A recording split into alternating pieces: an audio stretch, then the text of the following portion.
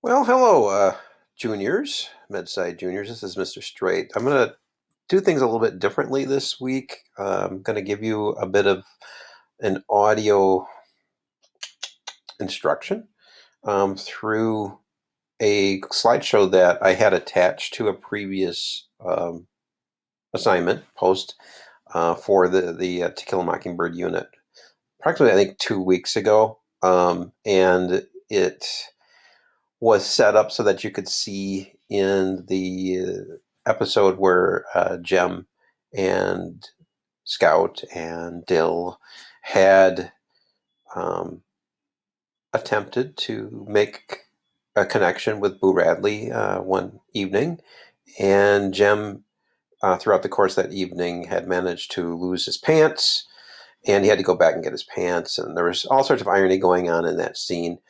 And it's cute.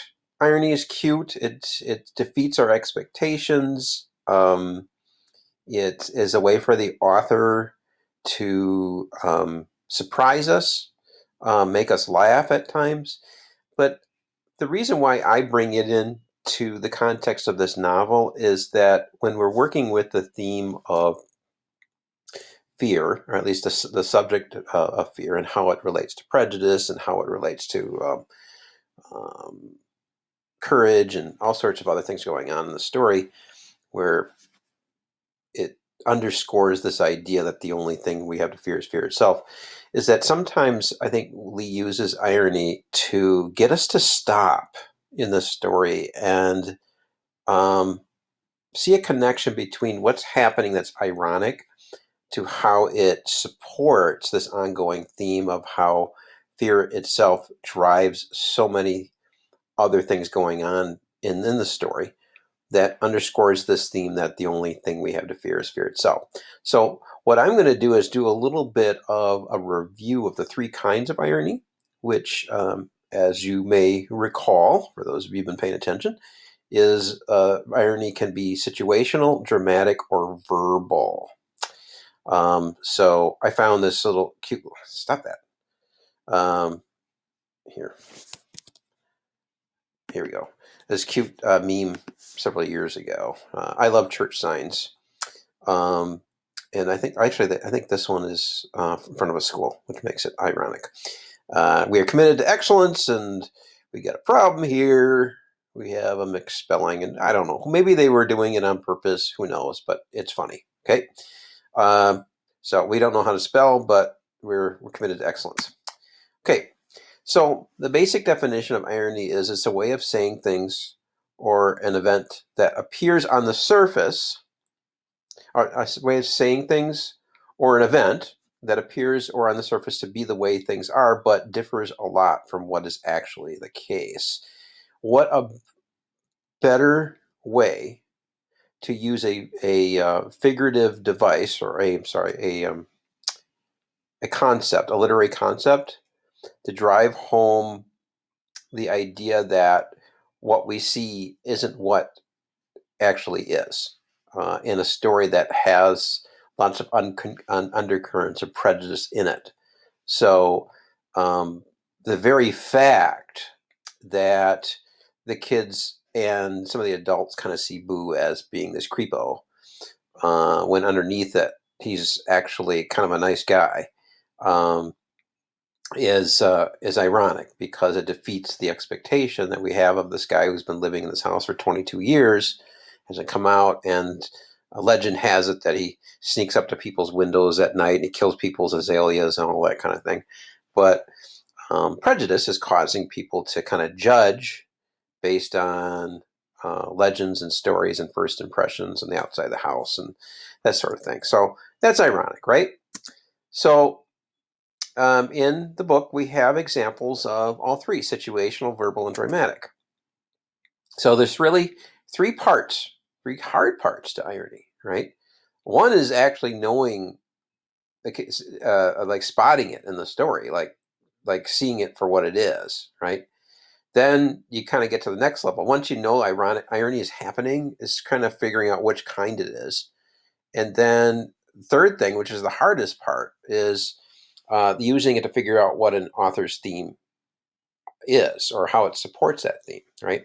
And we're working on this theme that the only thing we have to fear is fear itself, right? So here we have all three, situational, verbal, and dramatic, all defined, right? So situational is when the actual result is different from what is expected, right?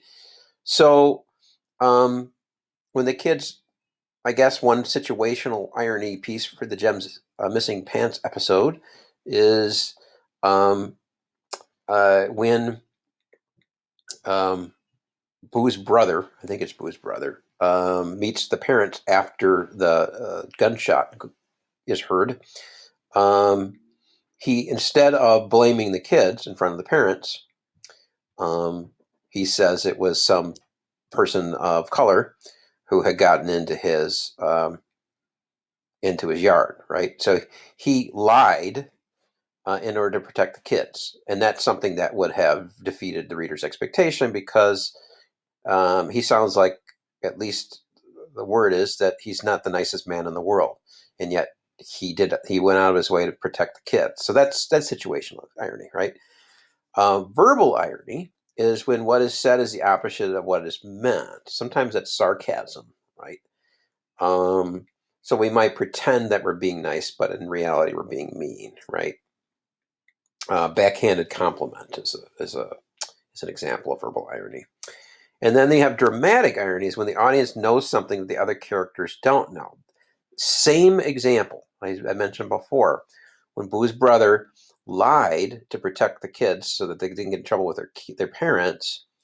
We know more than the parents do because we know that he's lying. That when um, he shot that gun that night, it wasn't to shoot at somebody who he said got into his yard, who happened to be somebody who was African American. It was actually the kids. He knows it was the kids, but the parents don't know he's lying. So we're kind of in. We know he's lying, but his parents don't. Therefore, we know something that other characters don't know. Okay, so all three of these examples are used by Harper Lee throughout the book in order to get us to think about certain nuances or layers to this theme that we're playing around with this novel. Okay, so in the episode that I'm giving you the chance to think about in terms of irony this week has to do with the fact that Atticus has now been charged with defending Tom Robinson, who's been accused of raping Mayella Ewell, who's a young woman who lives on very, very poor side of town. She actually lives in a dump, right, with the rest of the Ewell clan. And so she has accused Tom of raping her. And so we have this trial, which occupies approximately a third of the novel. And we're just getting started with that around chapter 15-ish. And so this part of the story kind of opens up where Tom is being moved, or has been, or no, he hasn't been moved yet, but he's been put into the jail down in the village area. And supposedly there is a lynch mob that's outside of town that is planning to come into town and take the law into their own hands. And so a group of men show up to Atticus's door um, on a particular evening, and they're trying to explain to Atticus that one, they don't know why he took the case. Two, they're going to need to move Tom to outside of town, otherwise he's going to wind up getting hung by this lynch mob. So while this conversation is happening right outside his door, okay, Jem is on the inside of the house and he's watching and he's listening from a vantage point where he can only partially hear their conversations and he can only partially hear the figures of individuals who are surrounding Atticus. So he makes this presumption because he doesn't know exactly who they are. He starts making these presumptions about their intentions, which are opposite of what they're actually there for. So it begins this critical chapter in the book on a note of irony. And what I want you to be able to do this week is to be able to identify which forms of irony are at work throughout the course of this chapter. And starting with Jem's misunderstanding of what's happening right before his very eyes.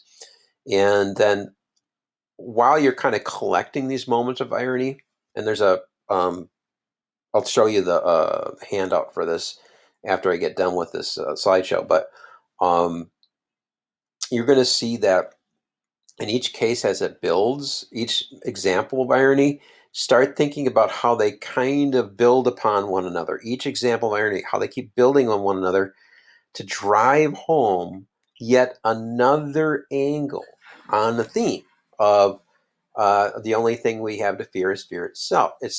Lee does this throughout the novel so that you can kind of see how prejudice and racism and classism and how all these things are kind of working together throughout the story.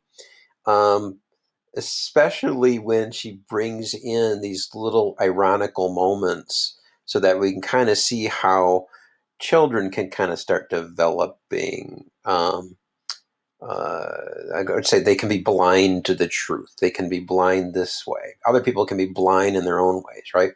All of this blindness that kind of goes on sometimes is both ironic and are examples of what kind of creates a society that's built on prejudice. So I'm going to leave it at that for the slideshow, and then I'm going to show you the handout, and I'm going to record that and show you that.